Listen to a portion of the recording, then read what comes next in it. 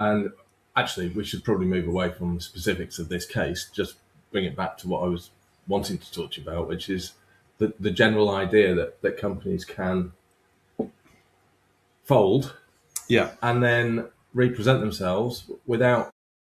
And there's an example not far from me, my shop in Reigate. There's a shop nearby, and I'm not going to tell you who this one is, but I've seen that the director of the company, folded the company, presumably shed the debt that went with that, changed the directorship to a relative for a short while, and then came back on board themselves under a slightly different name. And the high street customer would not know the difference. The unit never stopped trading and continued as it was, having shed a lot of debt. So this is not a high street customer problem. This is a legal structural accounting problem with a lack of enforcement around something that is dubious. Yeah, and I've got other examples as well. I won't bore you with them, but there are other examples. You're going to try. No, I'm not. I promise you I'm not. It's just something that I see going on quite a lot.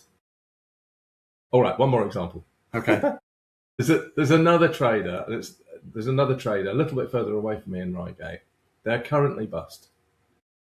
I'm still getting emails inviting me to go and buy their stuff, and worse, buy their gift vouchers. Right. Okay. Yeah. I'll, when we finish this, I will show you. So I've got 3 examples of this, all within Reigate and Dorking. I will show you each and every one and show you the company's house records. It is going on all the time. People don't know. You assume that if a company's in liquidation, the doors are shut, the newspaper goes up on the inside of the windows, and they don't sell anything.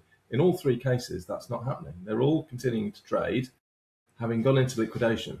Well, companies' house records are famously out of date from the public viewing, so they are significantly more out of date than the private filings.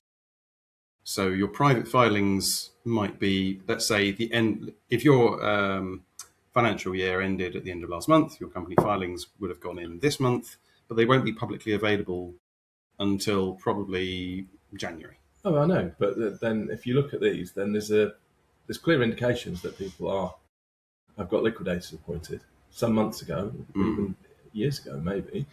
Okay, so on the flip side, liquidation can be a very useful tool to get through a short-term economic shock.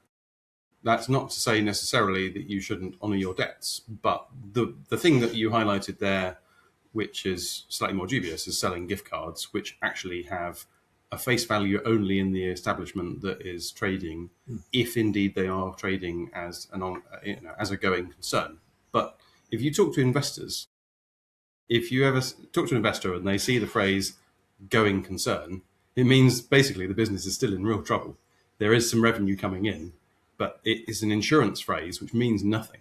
Is that right? Yeah. Going concern, I always just thought meant it's in business. Yeah, but I mean, is that a red flag? It's pretty much a red flag. Yeah. If you see going concern, well, that doesn't mean it's profitable. It doesn't mean necessarily that it hasn't got debt. It doesn't necessarily mean that it's cash positive. And those are all 3 different things. They have different meanings. So going concern, just as a phrase on its own, doesn't mean the business is any good. I mean, I could say that this podcast is a going concern because we're doing it, and it has promise of income at some point in the future, perhaps. Does it? Well, maybe. I don't know. Maybe not. But it's a going concern. You can't disprove that. Should we set up a crowdfund? Someone's got to pay for these new microphones. Yeah, £30 that cost me. Was it? 30 whole pounds. Was it? But actually pretty good. Hopefully. It's an investment. Yeah. Hopefully it sounds all right.